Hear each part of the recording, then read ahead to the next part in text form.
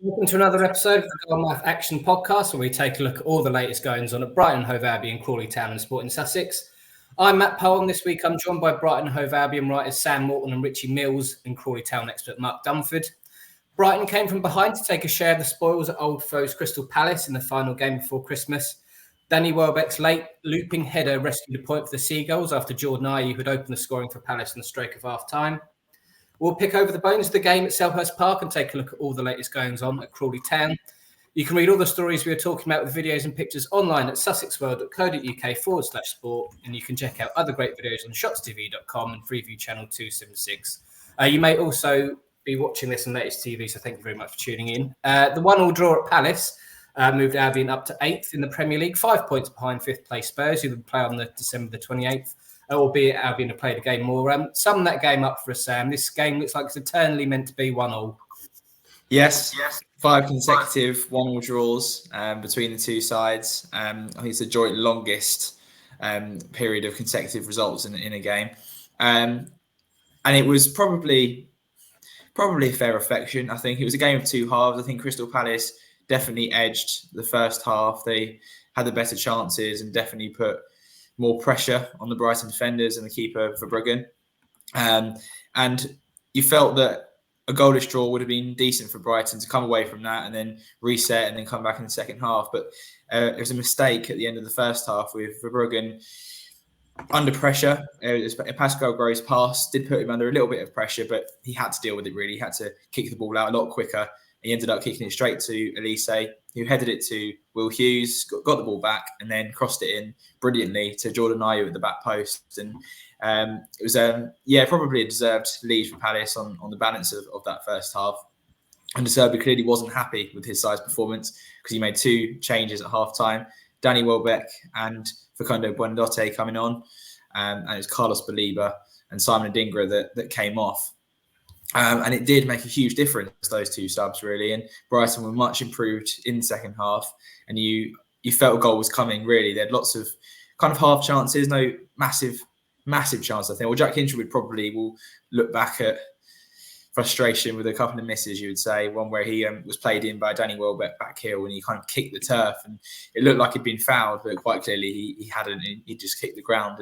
And that was probably their best chance. And Hinchwood had another one that had the back post and Pascal Gross's cross, but eventually the pressure told and Welbeck, back from injury, scored a fantastic header from another Pascal Gross cross. It was another assist for him, and it just showed Brighton what they'd been missing really with the experience of Welbeck to get that goal that was elusive for them, and it just provides a little bit of a different option going forward. And I'd definitely say it was a point gained in the circumstances because it was so late on. But I think there was an element of frustration that if they'd have played like they did in the second half of the first half, they probably would have won. So there is an element of frustration there. Who would have been happier with that result, Richie, Palace or Brighton? I think at the full-time whistle, going by the reaction of some of the players, Brighton, I saw Van Heck was sort of flat out on the floor, looking pretty gutted. But yeah, as Sam, correctly pointed out, that Brighton just didn't play for most of the game. They just weren't. In the first half, they were really pretty poor. The likes of Carlos Baleba struggled. I thought Tyreek Mitchell, the left back, had a fairly good game against Simon Adingra. It just wasn't clicking, and Palace grew into the game as the first half wore on. And then Brighton, I think they didn't really start properly playing well until at least 5-10 minutes into the second half. Danny Welbeck and Facundo Buonanotte, for me, were Brighton's best players, and they were obviously second half substitutes. So, it's kind of like what might have been, but then also the way things were going, it could have been 0 points. So I think... I think after the game, Hodgson said sort of he was fairly happy with the point, whereas I think Brighton felt, De Zerbi said it was sort of 2 points dropped, and he said that a number of times against, I think, the likes of Fulham, Sheffield United and Burnley. So I guess, grand picture, well, bigger picture, a point's fine, but obviously this was another game where I think Brighton left it out there a little bit. That's a marvellous little segue there from Richie. Sam, De Zerbi said after the game it was 2 points lost. Do you agree with him? Yeah, I think you'd probably agree. I think Palace are clearly a tough side to beat, but Brighton, you would argue, have the more quality players around the pitch. And Brighton definitely probably would have gone into the game as favourites. So it's just that element of frustration because you can really see in the second half how dominant Brighton can be. But Palace didn't really pose too many problems. I think there was one moment in the second half where Mateta did a dummy that completely sold Lewis Dunk, and it came up with a chance for Eze at the back post. It was Van Hecken that made a superb last-ditch tackle. I think other than that, it would probably been a goal. So that was the most threatening Palace looked in the second half. But apart from that, Brighton really did have all of the ball and all of the chances. So there will be an element of frustration. They didn't perform like that in the first half, and they dealt pretty well with Elise. I think Igor had a decent game at left back against Elise, kept him mostly quiet, but you can't afford to make mistakes like they did for the goal, and that will be another element of frustration because that's how they conceded so many goals this season just from an individual mistake, and they're still yet to keep a clean sheet in the Premier League. So the longer that goes on, the more frustrating it gets, I think, and just the more difficult it gets as well because it's probably in the back of the mind the whole time they still need to get a clean sheet. So I would probably agree with De Zerbi that it was 2 points dropped, but on the performance, I don't think it deserved more than a point. I think on the reflection of the performance, I think a point was probably fair. Well, you mentioned the mistake. An error again cost Brighton as it done so often this season. This goal came from a mistake when goalkeeper Bart Verbruggen gifted Michael Elise possession and the forwards long cross found Jordan Ayew finished at the back post.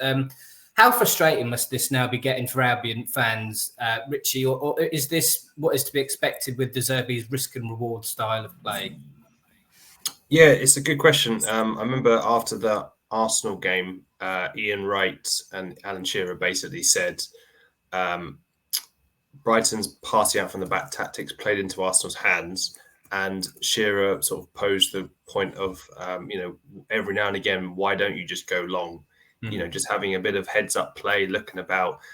But interestingly, I think De Zerbi basically said it was more about it's not the responsibility of Verbruggen because when the keeper's under pressure, he needs his teammates to play, suggesting that there wasn't options for him to play to. I guess, under De Zerbi, there's been unprecedented success with this approach. So obviously there's been, so many positives, but there are foibles to this tactic. So I think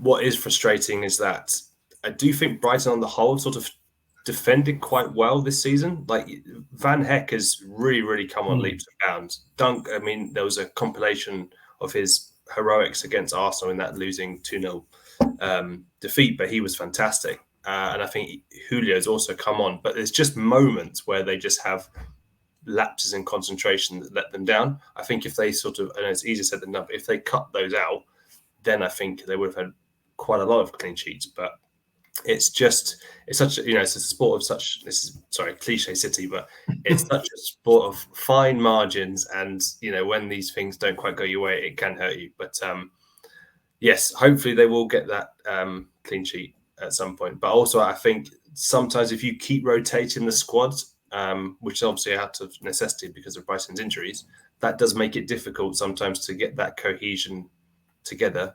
And sometimes if you're playing with unfamiliar players, then you're maybe not in tune with each other and mistakes can happen. But there you go. Well, you mentioned the clean sheets. They've now, I think it's gone a club record 22 successive league games without keeping a clean sheet. And that's on top of Brighton winning just 2 of their past 12 league matches. Those seem like quite grim stats on paper, Sam. Would you agree with that? And what do you think of the situation Brighton are in at the moment? Yeah, I was just going to make the same point that Richie made there, really. I think an argument for why that's happening is the number of changes. I think De Zerbi's made record numbers of changes to his team each game this season. Sometimes he didn't have to. I think we've made the point before about the goalkeeper situation. Yes. I think we've made clear that could potentially be something he could kind of change or just decide on a keeper and play with him more often. But I think in terms of the injuries, and they've had another one last night with Karo Matoma hobbling off at the end of the game just after Welbeck had scored, and he was pictured in a protective boot and crutches. So that's a concerning one going forward. Pictured by you, Sam Morton. I should point out, pictured by you. Yeah. Got a picture of him in the mix zone as he was leaving, and just another one. I think Veltman went off against Arsenal, so it's just the two latest injuries really in a long list. And as Richie said, that doesn't help with the cohesion of the team. And Brighton are known for their brilliant styles of play, their passing moves, and that was what was so great last season. And the fact they had a week to prepare for those games as well, whereas this season it's been lots of games to contend with each week, and probably difficult to train and plan, especially with all the injuries they've got. So I think as the season goes on, I mean, they've got a week to prepare for the Spurs game, so hopefully you might see more of the intricate style of plays. They've been able to practice on it during the week, and can make sure that they can cut out those sloppy errors which are resulting in the goals, because as Richie said, defensively, for most of the game, they look brilliant. So just hopefully they can cut those errors out. I might have been sounding like a misery on reflection on this Palace game, but there are positives that you can take from this fixture. They've now won 13 points from losing positions in the Premier League this season. Only Liverpool have recovered more. How much of that never say die spirit has been instilled by them by Roberto De Zerbi, Richie? Yeah, I think De Zerbi earlier in the season talked about Brighton needing to have a better mentality, and then he said it was sort of the best he'd seen when they beat Forest with 10 men at the City Ground. So I think the experiences in Europe, the turnaround that they had from losing to AEK Athens and then being 2-0 down at Marseille to then topping the group is a fantastic turnaround. And also it's pretty, the backdrop is pretty remarkable, because I saw a stat that said Brighton, the first club to have had 100+ Premier League experience made in a calendar year by teenagers. Blimey. So the point is that Brighton are doing pretty well with the sort of the card that they've been dealt for them. So I think, but what was also quite interesting was that at the end of the game, De Zerbi basically did perhaps send a sort of transfer hint that he needs a bit more in January. Talked about Baleba not quite being ready as a Premier League player, having to play with lots of players. I'll just quote him here. He says, "We have to accept the policy of the club is to play with many young players, and you have to give them time to progress and to make mistakes. We have great potential players, but they are not great players yet. Baleba is perhaps not ready to play in the Premier League yet, but he will be a great Premier League player. The policy of the club and the secret of our club is to develop those players who are not there yet. That is my job." So, and just going back to as we previously said, arguably haven't replaced Caicedo and McAllister. I think a bit more strength and depth, so he doesn't have to rely on teenagers every week, might help. But going back to your point, for them to be in the knockout stages of Europe, obviously the FA Cup will start next month, and still being in the shout with Europe, I still think is a pretty darn good effort. Brilliant. Well, thank you very much for your time, chaps. We're going to take a quick break, and when we do come back, we'll talk all things Crawley Town. 10-man Crawley Town fell to a 3-1 home defeat to promotion-chasing Mansfield on Saturday. Danilo Orsi was on the score sheet for the Reds in the first half, but the hosts were reduced to 10 men in the second half when defender Jay Williams picked up 2 yellow cards for fouling and then showing dissent. Sum that resulting performance up for us, please, Mark. There's no shaming losing to Mansfield, I think. No, not at all. I mean, Scott Lindsay said to me earlier in the season that he thinks Mansfield are the probably the best team in League Two, and they've certainly the most experienced. When I saw a table of league appearances on one of the game days, and I think Mansfield, all the players between them had about 2,700 league EFL appearances between them. Crawley had 700 or something, so it was a stark difference in experience in the league. But it was another one of those games where Crawley dominated for long periods. When it was 1-1, Will Wright hit the crossbar. If that had gone in, a 2-1 probably ends up with Crawley sort of seeing the game out, maybe. But Will Wright said after the game that when they went 2-1 down with a bit of a sucker punch, they just went all gung ho, and they needed to just settle and then sort of play the way they were playing. But they the players on the pitch changed the way they play and tried to attack too much, and that's when they let the third goal in, and against a team like Mansfield, you're not coming back from that. But it's sort of a little bit too many times now that, and it's getting frustrating. And Will Wright referenced this in his post match that there's too many games they're playing well in and dominating and not getting anything from, and mostly away from home. Our home form is really good, but that needs to change quite quickly. And he said Will Wright said he'd take a scrappy win rather than playing well, play badly and get the 3 points rather than playing well. I don't think Scott Lindsay fully agrees with that, but it needs to change. Just that dominating, they just need to take advantage, and that's why I think they do need to get another sort of poacher, a goal scorer in the transfer window. But we know that's not easy finding. If there's a good goal scorer around, somebody's already going to have him, aren't they? You're not going to just pick him up in January. So unless you have a little gem. So disappointing, but no disgrace. We're going into the game with Mansfield. Scott Lindsay believed Crawley had come a hell of a long way since he took over as boss 11 months ago, and said turning their fortunes around is giving him more enjoyment than he had while at former club Swindon Town. As a Crawley Town supporter, Mark, how pleased would you be to hear this statement? And do you agree with Lindsay's comments? Oh yeah, absolutely, 100%. I agree with him. He has turned Crawley around. He really has. We'll come a bit more into that in a minute, but I remember when he started at Crawley, he said to us in his first press conference that he didn't really enjoy it at Swindon. They were fifth when he was in charge. When he left Swindon, they were fifth in the table, and and he said there was one game where they won 3 or 4 games on the trot, and then they drew 0-0 with somebody at home, not quite a high placed team.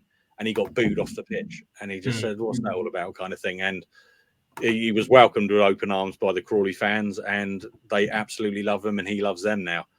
And he's clearly enjoying it as well. And I think he could do great things at this club if he's given the time and the support by the owners. So really looking forward to what happens in 2024 with Crawley if Lindsay's still at the helm. When Lindsay's still at the helm, sorry, I don't know. Don't read anything into that. If anyone, please don't read anything into that. If I know nothing. How would you sum up the last 12 months at Crawley, Mark? Would you? There was obviously, I think there's been tangible progress on the field to compare to 2022, and unfortunately, I can't see you winning many awards for the last 12 months just gone. Next year. It's been. I mean, from when Lindsay took over in end of January, going into February last year, I mean, Crawley were going down, and there was a run where I think it was 8 games without a win, even under Lindsay, which ended with the 3-0 defeat at Sutton United, which was, I think, possibly the worst performance I've ever seen from a Crawley side. And it just all looked doom and gloom. Everybody thought they were going down. And he turned it around that when Crawley are doing a advent calendar every day on Twitter, and their day 19 was Dom Telford's 2 goals at Hartlepool, which effectively kept them up. And all the fans were saying, "Oh, this was the moment last year, amazing kind of thing." And then over the summer, they've had their clear out. Lindsay's got the squad he wants. They're playing the football he wants. And it's such a stark difference from when he took over to now. The culture of the club. There seems to be just a huge team spirit. Not saying that there wasn't before, but you hear stories now of what it was like at the training ground, different factions within the team, and sort of a few egos, as it were. But now there doesn't seem to be that at all. Ben Gladwin as captain is making a huge difference. He's definitely a manager in the making. He's having meetings with his players without Lindsay involved, kind of thing, just talking about mentality, etc. And it's a huge difference. And if Crawley, I said it before, I said it early in the season, Crawley's biggest worry is not as if they lose Danilo Orsi, if they lose Liam Kelly, it's if they lose Scott Lindsay. That will be Crawley's biggest problem. And there are going to be players that are going to be clubs that are going to be interested in Lindsay. It's probably in the January transfer window, because there are big teams that are struggling in League One, in League Two, that will want to change, and they're big clubs, bigger than Crawley. And I hate saying that, but it is true. But I mean, everybody thought they were going to go down this season. Everybody predicted them not to win any games, and that Scott Lindsay should win Manager of the Year, whatever happens this year, from all the expectation. Yeah, you can have Stockports in your Notts County with your Wrexhams, but your Wrexhams. Yeah, your Wrexhams. Scott Lindsay's just done an incredible job, and yeah, the owners need to back him and keep him. Well, Lindsay has a chance to continue his incredible job over the Christmas and New Year period, starting at home to AFC Wimbledon on the 22nd of December, and this is followed by trips to Gillingham and MK Dons on Boxing Day and the 29th of December, respectively.